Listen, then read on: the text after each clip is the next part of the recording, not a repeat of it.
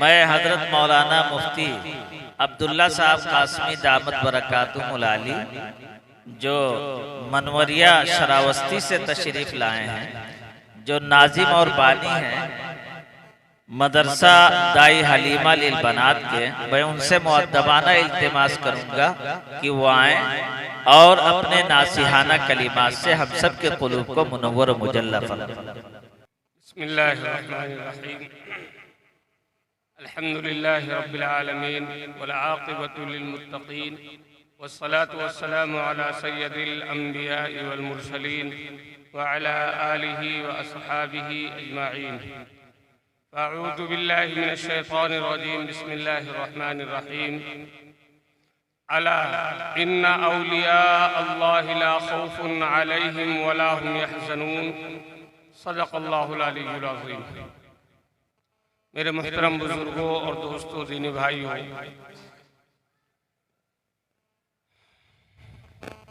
आप हज़रात से दो तीन बातें अर्ज करनी है। सबसे पहले हदीस पाक में एक वाक़या मज़कूर है, उसी की रोशनी में आप हज़रात से कुछ बातें अर्ज करनी है। प्यारे आका सल्लल्लाहु अलैहि वसल्लम ने फरमाया कि बनी इसराइल में 3 आदमी सफ़र कर रहे थे।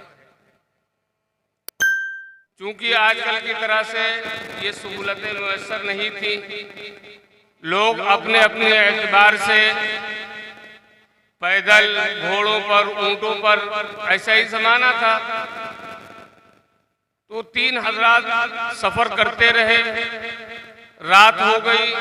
रात गुजारने के लिए उन लोगों ने एक गार में पनाह ले लिया, यानी पहाड़ की खोह में चले गए।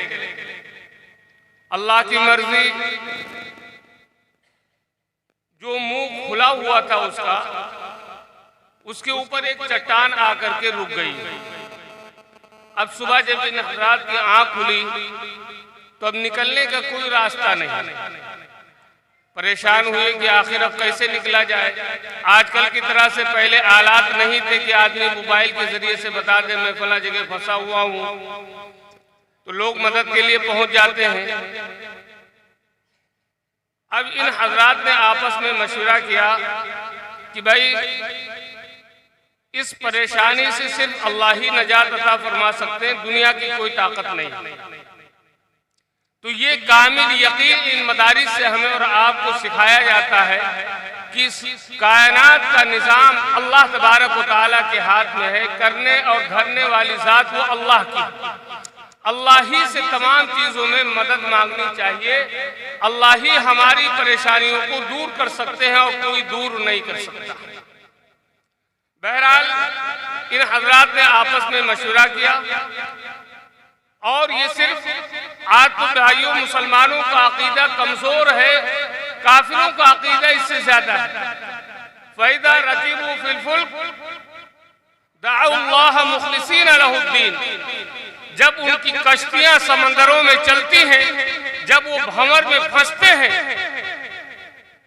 अब जब डूबने का खतरा उन्हें नजर आता है तो अब जानते हैं कि ये देवी देवता, ये दुनिया के हमारे हाथ से बनाए हुए और गढ़े हुए खुदा ये हमारी मदद नहीं कर सकते।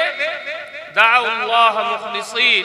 तो फिर अल्लाह को वो अपने दिल की गहराइयों के साथ, इखलास के साथ अल्लाह तबारक व तआला को याद करते हैं और अल्लाह से दुआ करते हैं।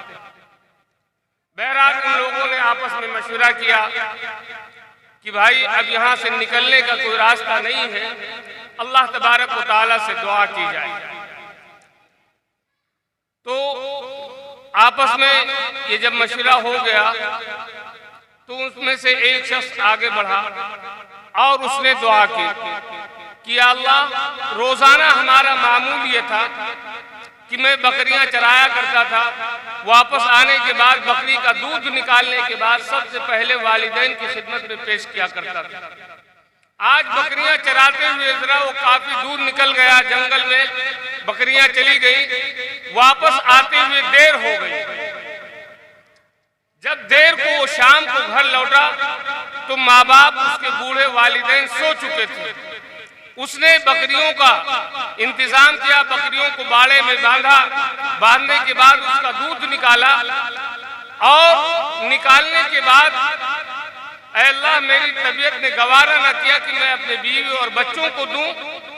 वालिदैन के सरहाने वो प्याला लेकर खड़ा हो गया कि जब वालिदैन की आंख खुलेगी तो हम इन्हें पेश करेंगे।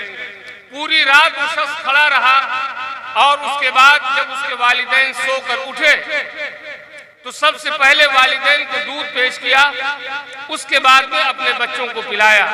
तो कहा ऐ अल्लाह अगर ये काम आपकी रजा के लिए था, आपकी खुशनुदी के लिए था, सिर्फ आपके लिए था, तो अल्लाह इस मुश्किल से, इस मुसीबत से, इस परेशानी से अल्लाह नजात अता फरमा दे।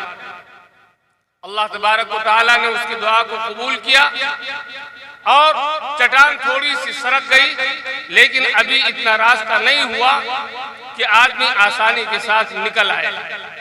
दूसरे शख्स ने दुआ की कि अल्लाह मेरी एक चचाजाद बहन थी जो निहायत ही हसीन और जमील और खूबसूरत थी, मैं उस पे फरेफ्ता हो गया। मैंने उससे बुरी नीयत के लिए मैंने उससे इरादा किया, वो हमेशा टालती रही।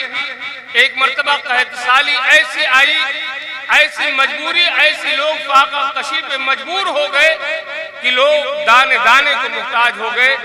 वो मजबूरन मेरे पास आई और कहने लगी हमारी मदद कर दीजिए।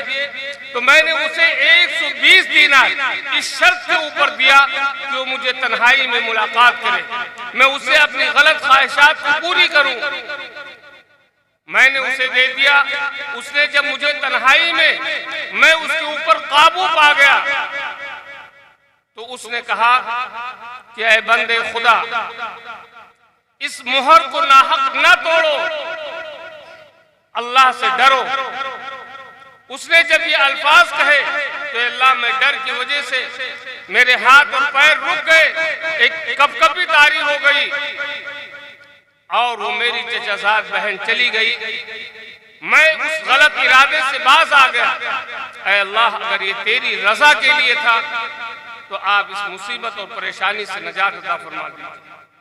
अल्लाह तबारक व तआला ने थोड़ा सा और सरकाया, रास्ता खुला, लेकिन इतना रास्ता नहीं हुआ कि लोग आसानी के साथ निकल आए। तीसरे शख्स ने दुआ की कि अल्लाह एक मर्तबा मेरे घर पे काम लगा हुआ था, लोग मजदूरियां कर रहे थे। एक शख्स आया, उसने मजदूरी की और अपनी मजदूरी लिए बगैर चला गया। मैंने उसकी पूंजी को, उसकी मजदूरी को कारोबार में लगाया। कारोबार में लगाते लगाते अल्लाह ने इतना नफा अता फरमाया कि उससे बहुत सारी बकरियां, भेड़ और नामालूम दीगर जितने कई एक जानवर किस्म के हो गए। तरक्की जो है तरक्की हो गई। कुछ दिनों के बाद वो शख्स आया और कहने लगा ऐ अल्लाह के बंदे, मैं परेशान हाल हूँ, तंगदस्त हूँ, खस्ता हाल हूँ, मेरी मजदूरी मुझे दे दे जो बकाया है। तो कहा भाई ये सारी जितनी बकरियां देख रहे हो, ये जितना माल और दौलत देख रहे हो, ये सब तुम्हारा है। उसने कहा अल्लाह के बंदे मजाक न कर, मेरी मजदूरी मुझे दे दे। तो उसने कहा नहीं ये सब तुम्हारा। उसने फिर कहा कि अल्लाह के बंदे मजाक न कर, मैं परेशान हाल हूँ, इस वक्त दाने दाने को तरस रहा हूँ, मेरी मजदूरी मुझे दे दो। तो उसने कहा नहीं ये सब तुम्हारा है। फिर उसको बिठा करके पूरी तफसील बताई कि मैंने तुम्हारे पैसे से तिजारत करना शुरू किया और अल्लाह ने उसमें बरकत अता फरमाई और ये सारा माल और दौलत उसी पैसे की बदौलत है, लिहाजा ये मेरा नहीं, ये सब तुम्हारा है, ले जाओ अल्लाह के लिए। वो शख्स अपनी तमाम चीजों को, तमाम बकरियों और भेड़ियों को और तमाम उस वक्त की चीजें थी वो सब ले करके चला गया। तो कहा अल्लाह अगर ये तेरी रजा के लिए था तो इस मुसीबत और परेशानी से नजात अता फरमा दीजिए। अल्लाह तबारक व तआला ने जो है चट्टान को खिसका दिया और वो हजरत बाहर निकल आए। तो दोस्तों इस वाक़े से हमें और आपको सबक ये मिलता है कि हमें और आपको अपने पास नेकियों का जखीरा रखना चाहिए, इसलिए कि नेकियां इंसान को दुनिया के अंदर भी परेशानियों और मुसीबतों से नजात देती है और कब्र में और हश्र में तो नजात मिलेगी ही मिलेगी। जैसे हमारे और आपकी ज़बान में कहावत है, जब हम किसी परेशानी से गुजरते हैं और कहीं ठोकर लग जाती है या कोई हादसा होता आदमी बच जाता है, तो हम अपनी ज़बान में कहते हैं कि भाई तुमने किसी के साथ नेकी कर रखी थी तो अल्लाह ने आज बचा लिया। तो इसलिए मेरे भाइयों, मेरे दोस्तों, हम सबको नेकियों का ज़ख़ीरा रखना चाहिए अपने पास। ये मदारिस इसीलिए होते हैं कि इनसे हम यहाँ अच्छी चीजें लें, हम यहाँ तालीम हासिल करके अपने बच्चों को, या हम खुद इन आलिमों से पूछकर नेकियों का ज़ख़ीरा जमा कर लें, ताकि दुनिया और आखिरत दोनों जहान की हमको जो है अल्लाह तबारक व तआला कामयाबी अता फरमाए। और मेरे भाइयों, इससे ये भी सबक मिलता है कि अपने बूढ़े वालिदैन की हमेशा खिदमत करनी चाहिए। अपने बूढ़े वालिदैन की हमेशा हर एतबार से उनके जो है आराम और आराइश का हम सबको ख्याल रखना चाहिए। आज उम्मत मुस्लिमा का हाल ये है कि कितनी हमारी बूढ़ी माएँ हैं, कितने बूढ़े बाप हैं जो औलाद की एक आवाज़ को तरसते हैं। वो औलाद सीधे मुंह बात नहीं करती है, वो अपने बचपने को भूल जाता है, वो अपने उस वक्त को भूल जाता है जब उसे किसी के एहसान की जरूरत थी, किसी के मदद की जरूरत थी, जब माँ बाप ने उंगलियां पकड़ करके चलना सिखाया था, उस वक्त की वो हालात को भूल जाता है। लेकिन मेरे भाइयों, हमें भी उस गलती में शरीक होना चाहिए।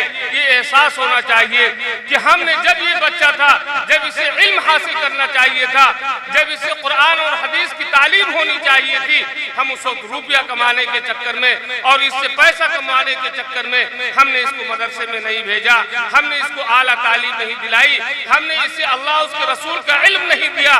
तो आज जब अल्लाह उसके रसूल का इल्म नहीं जानता है तो हमारे हुकूक को कैसे पहचाने? इसलिए मेरे भाइयों, मेरे दोस्तों, हम उन बच्चों की गलतियां देने से पहले हम खुद उसके जुर्म में शरीक होते हैं। इसलिए हम इस बात से तौबा करें कि जब वो हमारा मासूम बच्चा बोलने के काबिल हो, चलने और फिरने के काबिल हो, तो हम मदरसों में ला करके किसी उस्ताद के हवाले कर दें, इससे कुरान और हदीस का इल्म। और मेरे भाइयों, जब इंसान तकवा अख्तियार करेगा, जब ही वो गुनाहों से बच सकता।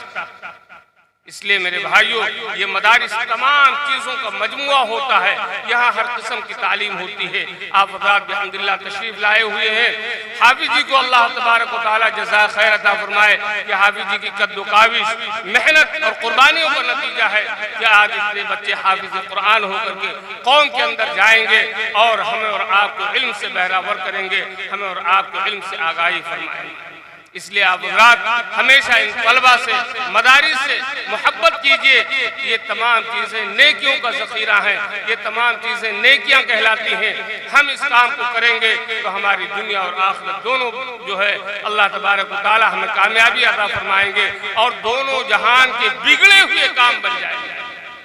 इसलिए मेरे भाइयों, मेरे दोस्तों, हम सबको इस पर अमल करना चाहिए। अल्लाह तबारक व तआला हम सबको अमल की तौफीक अता फरमाए। अल्लाह तबारक व तआला इस मदरसे को तरक्की अता फरमाए। आमीन व आखिर दावाना अल्हम्दुलिल्लाह।